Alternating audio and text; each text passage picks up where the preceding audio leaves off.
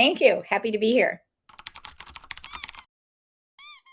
Right on cue, my dog Grover just started squeaking his toy in the background the moment you said this is going to be fun, which is really a great way to start because animals can be our yes men, so to speak, with backing us up when we say something funny, when we invite them to play. They're always inviting us to play.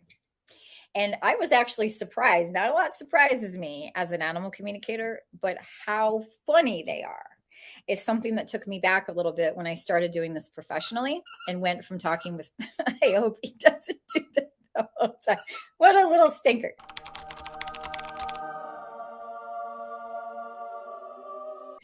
Uh, so finding out how funny they are and how diverse their sense of humor is really wild. All of us have groups of friends where we have the snarky friend, the sarcastic friend, the stand-up comedy funny friend, the one with the dry sense of humor. Animals are no different. They can literally come in with a drive-through one-liner quip. They can tell a funny story. They can just have a funny sound bite that they give us. In fact, when I was working on my book, I was sitting next to a friend on his sofa. Oh, I'm going to write this book. I'm going to write this book. Da, da, da, da. I'm talking about it. I've been talking about it for a while. And his cat Tinkerbell comes out of nowhere, walks right in front of me, and I hear it clear as day. Why don't you stop talking about it and just do it? It was like that oh snap moment, like, okay, cat, and you better believe that I got home and my book actually opens with a quote from Tinkerbell the cat, followed by a quote from Friedrich Nietzsche. So yeah, and the book is about the comedy of animals. So open mic for animals. And the subtitle is Evidential Fairy TaIls, because these stories are so hard to believe. So if you don't see the humor right off the bat between Friedrich Nietzsche, he may not see the humor, but he's he's long gone, and Tinkerbell the cat combined. My dog Jack, that I mentioned in the larger interview, here he is. I call him Saint Jack. So before I went to adopt Jack, I saw his photograph on Facebook. And I like to say that, it was online dating because his photo scrolled into my feed and his name was Jack. And I knew, oh, I have to go adopt this dog. I mean, it was an instant soul to soul connection. Not, oh, he's cute. It was, oh, like in the rom coms, that twinkle in the eye. This was a twinkle in the soul and the heart. So I said to Jack, I posted him on Facebook and somebody said, oh, are you going to change his name? I said, well, let me ask Jack. So I sent out the question to Jack. Jack, do you want a different name? Immediately he flashes to that old show, Will and Grace, with the character Jack McFarland, who's a very flamboyant character. And he said, no, I'll keep my name. I'm just Jack, which is what the character used to do. And I went, okay, that was funny. And he didn't go into a whole stand-up routine. He didn't do but Dutch, and show up with a band that now queued up his late night show. It was just one line that let me know he was happy with his name. And it also was indicative of his very simple personality, just a down-to-earth personality, but he did have a sense of humor. All animals have a sense of humor. I dare say even the mosquitoes. I even tell a story in my book about mosquitoes, where I was like, if I'm an animal communicator and I consider myself a darn good one, then shouldn't I be able to not get bitten by mosquitoes anymore? Shouldn't I be able to become so at one with the animal kingdom and the insects that they leave me alone? Or it's not like that. It's not about getting them to do what we want. It's about understanding each other. And they needed me to understand, we're going to keep biting you. But they did throw me a bone and basically said that cocoa powder keeps us from getting bitten. And I went, you mean all I have to do is eat chocolate? Which made no sense because I eat chocolate all day long every day. And then it was, no, you literally would have to slather yourself in cocoa powder. And I went, oh, great. These passive aggressive little beings, their sense of humor was thinking of me slathering up in cocoa butter, looking like an idiot, and now, or cacao powder rather, and not being able to eat it. It was great fun for them. There you go. And now being known as the crazy neighbor, but now the really crazy neighbors stay away from her. Oh, and when I learned that mosquitoes, when they bite us, when they take our blood, please don't quote me on anything scientific here, so Google this yourself. but they actually reproduce using droplets of our own blood. And I said, so despite having not created human children, the mosquitoes every Mother's Day wish me a happy Mother's Day. For all the little mini, jerks out there going around biting people. Anyway, so they all have a brilliant sense of humor, whatever the species. Even Burp the turtle blew me away. A woman met me at a cocktail party. I'm going to take this toy away from him. A little dinosaur. He has been a huge hit for both the cat and the dog. But it was a turtle that blew me away. And a woman came up to me at a party and she said, Shannon, can you talk to a turtle? And I said, I don't see why not. I was very new into animal communication. And many people, without knowing it, are speciesists, thinking that, the bigger the animal, the more they're going to have to say. Just like we do with people, right? Oh, the more powerful, the more important. And it couldn't be less than true. So Burp the turtle, his mom had many questions for him. And one of the things she wanted to know was, how does Burp like his food? So I'm looking at a photograph of Burp on my iPad and I said, hey, Burp, how do you feel about your food? And he sends me a telepathic image of himself chewing a piece of lettuce. And he said, let us have more variety. You've got to be kidding me. This turtle, with one line, this is Grover, with one line, got his message across and showed me, oh gosh, he's funny. The turtles are funny. Now, if I'm going to talk with 9 turtles that day, they're all going to have a different personality and a different sense of humor. But it is legitimately true, open mic for animals. They have lots of comedy in them that they want to get out.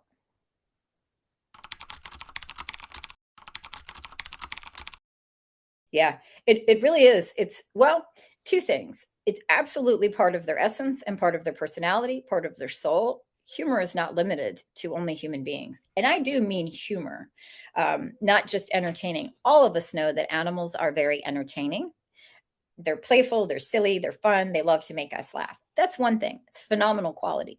But they actually have their own jokes, their own wisdom, and their own one-liners. And they can deliver very difficult information using humor, much like a skilled teacher or trainer or counselor could do. Oh, I've got a tough message to deliver. How can I add a little bit of humor to this?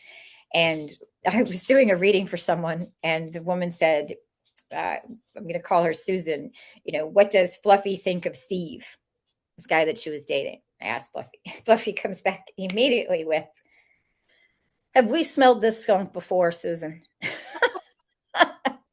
And it's just that one line spared that woman months talking to a therapist who's going to analyze Steve and, relationship coach her and, boundaries. You're going to have all these discussions that are valuable, but it's more valuable when the dog just says, come on, mom, have you dated this guy before and you recognize your stinky pattern? And the woman went, he's right. He's right. I need to break up with him. Simple wisdom. You can't debate it. You can't argue it. And it's coming from a being like Jack that is so, there's no hidden agenda. As long as we're happy, they're happy. She doesn't care if Steve has a job, or if Steve doesn't make a lot of money or whatever Steve's problems are that humans might think, that the girlfriends might say, don't date him, don't date him, don't date him. But the dog's like, he's a good guy, but he's not for you. You've smelled the skunk before. He's not going to be happy. You might want to date the guy down the block that you haven't given a chance to. He's a good guy. Animals truly are unlimited in their wisdom and wit. So I have been very concerned about getting in trouble. There was a dog that I was doing a reading for, and the parents were concerned that there was a medical issue. And I tuned in with the dog and I said, do you need to go to the vet? And the dog immediately said, I don't need to go to the vet, Shannon. I need to go see Dr. Ruth. What? And I said, you need to go see Dr. Ruth, like the 90-year-old sex expert? What?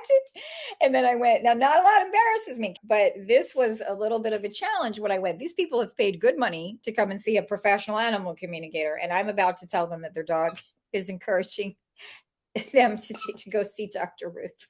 So again, it's not ethical for me to censor messages.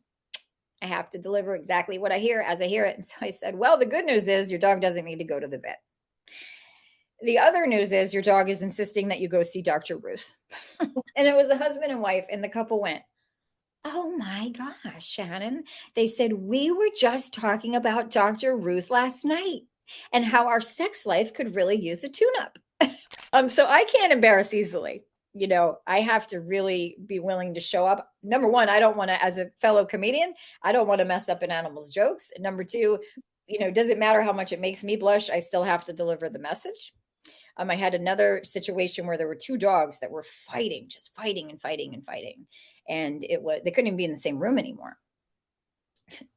And they showed me the parents swapping bedrooms and sleep. The mom would sleep with this dog and the dad would sleep with this dog. And I said, gosh, it's almost as if your dogs are trying to tell me that you guys are swingers. And I'm hearing from the dogs and she goes, Donnie and I used to swing all the time in our former neighborhood, but we didn't know if people like that were around here. And I was like, oh my gosh. I dared the animal kingdom one day, not meaning to, because I said, not much makes me blush. Oh boy. It was as if that went out on the bat phone to animals from the jungle to the sea to the sky. And animals showed up taking me up on that challenge that nothing makes me blush. Nothing is weird to me. And I got one embarrassing message after another. And of course, this was nothing but fun for me. That's the perfect segue into, I delivered a presentation recently to a women's group. It was an animal communication presentation. And I was telling different animal communication stories, doing on-the-spot readings. And one woman at the very end of the presentation, right as I'm getting my applause, yay, oh, good job, me, good job. This woman raises her hand and says, I have a question. And I was, uh-oh. And she said, I don't like animals. And it was sort of like, eh. And she said, but they seem to really like me. Any ideas about that? Now I have my dog, Mayor Puppy Pants, who, right here. And this is not a humble or shy dog, as you can tell by his photograph. He was born like this. He was born wearing this tuxedo. So I said, well, let me defer to my, co-counsel here. And I said, Mayor Puppy Pants, you've heard the question. What's the answer? Without missing a beat, he says, get over yourself, to the woman. And I went, oh, ho, ho. Because now I have a whole audience of people watching me. And right before this woman had asked this question, I said, I have to deliver the message, whatever it is. And I also said, just for fun, one of the things that makes me exceptional at my job is my willingness to be punched in the face on behalf of the animals. So I set it up, and Mayor Puppy Pants delivered the punchline. Everybody's waiting for my response. And I've heard it. And I looked at her and I said, Mayor Puppy Pants says, and I quote, get over yourself. Half the room laughed and half the room went, oh, we can't believe she said that. And I was like, I didn't say this. Mayor Puppy Pants said that. And I do like to joke. Conan O'Brien, the comedian, the famous comedian, he has this skit on, I had this skit on with Triumph, the insult comic dog. Do you remember that puppet that smoked the big cigar? He was real wisecracker. And of course, there's an actor playing the part of Triumph, the insult comic dog, who gets away with murder, whatever he says, because it's just the puppet. And so I say it would be so easy for me to make these things up on my own, or for me to come up with these jokes, but it's not. Number one, I don't even have the time, so to speak. The question is asked, Mayor Puppy Pants has answered it faster than I can get it out of my mouth. Then it's just up to me and my integrity and my willingness to be, hugged or punched if I say what I've heard, which I always do. And she chuckled, to her credit. And I walked out of there with both legs. So, yeah. Not meaning to be. But they definitely understand humor. They know what makes people laugh. Animals are natural risk takers. They don't have the filters, the control. They just live in life. Honestly, a lot like human spirits will come through with wild humor. And maybe they were funny in life, but now they're even funnier because there's nobody at the dinner table to tell them to excuse themselves. So all bets are off. And so those fun-inspired spirits of all species will come to me knowing Shannon will say it. Shannon will do it. And I will. exactly as I see, hear, and feel it. So yeah, I have a great story about a cat in spirit. So lots and lots of stories about animals in the afterlife, and there's many different ways that I can prove what's coming through with evidence, or rather the people can confirm. Oh yes, I used to say that to him. I used to read him that book before we went to sleep at night. I used to sing my dog Twinkle Twinkle Little Star all the time. So that's evidence, that's proof. So I'm talking with this cat named Sushi in spirit. And Sushi says all of a sudden, it gives evidence for me to give his mom. The mom is feeling better. She'd been grieving. And seconds later, the woman goes from sobbing to laughing because I zoomed in telepathically on what Sushi was showing me. And he showed me spinning the wheel of karma. And it looked like the wheel from Wheel of Fortune. And I said, well, what are you doing? And he said, I'm spinning the wheel of karma. And I said, well, what's that? And he said, I'm spinning for consequences, like karmic justice consequences. And I went, okay, this is pretty good stuff. I'm intrigued, you know? And I said, well, who's on your wheel? And I zoom in, and there is a very chubby, bald man in suspenders on the wheel with little glasses. And I said, you're not going to believe this, Sarah, but Sushi is spinning the wheel of karma. He says this is his job in the afterlife. And there's a chubby, bald man with suspenders. And she said, oh, that's my ex-husband. He hated that cat. What? And I got his name, was able to deliver the husband's name. And the woman is just roaring with laughter because he wasn't that nice of a guy. He'd been horrible to the cat, wasn't that nice to him. And then I said, this is adding in a whole other angle to this. I say this process is very spiritual, not religious. But the next thing I know, I see the spirit of Jesus there. And I said, do you happen to pray to Jesus? And she says, yes. And I said, okay, that's why he's here. So I felt more comfortable proceeding. I still have to say it, but I feel more comfortable with that. And I'm asking Jesus telepathically, is this a thing? Is this wheel of karma in the afterlife? Is this real? Or Sushi the cat and I making this up because this sounds delicious for all of us. Who doesn't want to see their enemies on a wheel of karma? And it's like Jesus comes through with a sense of humor too, and is like looking through the rule book and goes, I don't see anything in the rule book against it, Shannon. So we all had a wonderful laugh. Can I prove that that's happening? No. But prior to this wild wheel of karma, spinning your ex-husband for consequences, was evidence of the thing that Sushi and Mom did in their time together, which then lends credibility to this. And I said to Sushi the cat, what are this guy's crimes? And he said, well, he always had to be in control. At the wheel, always at the wheel. And the mom said he collected wheels. Her husband was a collector of wheels. Now that gets my attention because of all the silly stories and jokes that I, Shannon, could craft and create as a comedian, as a creative soul. I don't know that this guy collected wheels. She knows that though. The cat knows this. So again, it's how much are you willing to play and suspend disbelief? The other day I had a dog show up saying that he's doing the conga line. And he gives me the song that they're doing the conga line to. It happens to have been this woman's wedding theme song.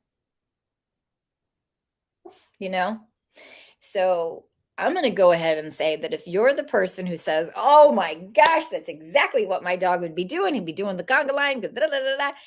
Number one, you're going to have a lot more fun in life. And number two, you're going to be downloading and receiving signs like a fiend. You're going to be in Narnia itself, the same way that I entered, because you're willing to play and you're willing to suspend the human rules. Human rules are black and white, right and wrong, this and that, right and left. It's just not how it is. The spirit is unlimited. It's magnanimous. And there is a cat named Tabitha who came through for her mom. It was a childhood cat. This woman had been harboring so much grief all her life, thinking that she'd been mean to this cat as a child. She'd been in an abusive home. So she herself had been getting abused. She felt like she had taken it out on the cat, and she had. So she was really wanted to connect with her cat. And the cat comes through and says, all is forgiven. And tell Renee that she's magnanimous. Magnanimous. And I see the word big letters in bold. And the woman went, Shannon, I just wrote the word magnanimous in lipstick on my mirror this morning. Right? not make it up. And then the humor and the play and the fun comes in after that, because now it's like, oh, let's get the cat's thought on my next move. Let's get the cat's thought about my job, about the. And I tell people, rightfully so, don't be surprised if you get some of the best life, love, business, or medical advice from your pets. They know us best. They have no hidden agendas. And, if you need to up your humor game in life, which who doesn't? Even the best of the best comedians are always trying to get better. And even if you're already having lots of fun, who doesn't want to have more fun? Your animals are your comedy guides. That's Grover in the background, desperately trying to say, I'm funny, I'm funny, I'm funny. And he is funny. He's in the book a lot too. So, oh boy. Oh, yes, absolutely. Advocate for animals and speak up.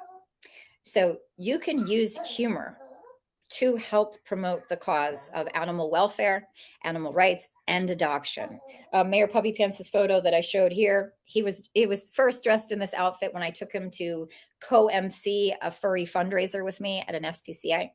And we were doing a lot of comedy and working the crowd, and everybody's donating, and it was great. And then the food came out, and donations, they dried up like kibble. It's just, people were kind of felt tapped out, and I went, uh-oh. We still had a long way to go, and we still had the thermometer to raise the funds. So I went up to the DJ, per what I heard Mayor Puppy Pants say, like, Mom, make use of this tuxedo. I went up to the DJ and I said, can you lower the lights and put on something swanky? And the guy's like, okay. He was ready to play too. Like, I don't know what this lady's asking me to do, but why not? I've already gotten paid for the gig. So he does what I've asked, and I start having Mayor Puppy Pants perform a striptease for the crowd. The wallets open back up and the money's flowing, and he's in his glory having a good time. So I would say that this good time makes sure that it works both ways, because what's fun and funny for us might not be fun or funny for them. So let animals take the lead. There's nothing funny about some of these social media stunts that people do trying to get their pets to go viral. That tags on to what I said earlier about don't go fetch.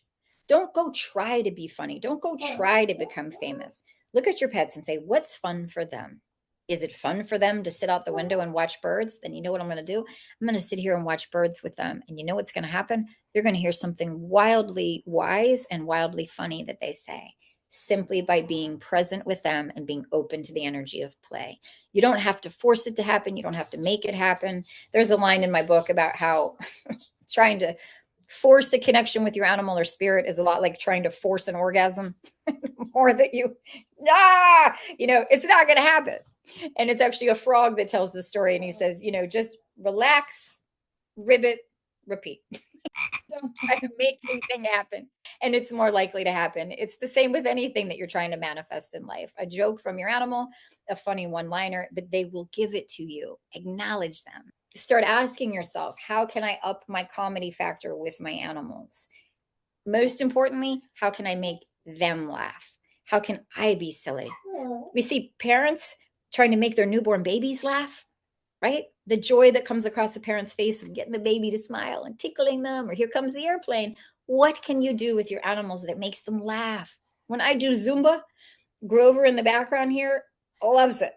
It's like I have brought the circus to town, and he is like, what is she doing? I'm dancing like a lunatic all over the living room. He loves it.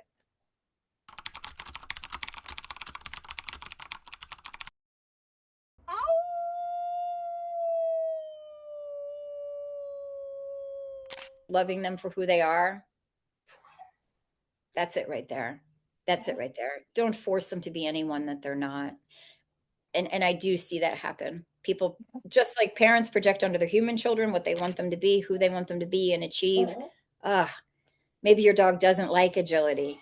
Maybe he wants to go perform at open mic. Maybe he never wants to perform at open mic and wants to go do agility. Get to know them as individuals the same way you want them to get to know you. Grover's still continuing the conversation in the background, so I'll go contend with that. Thank you.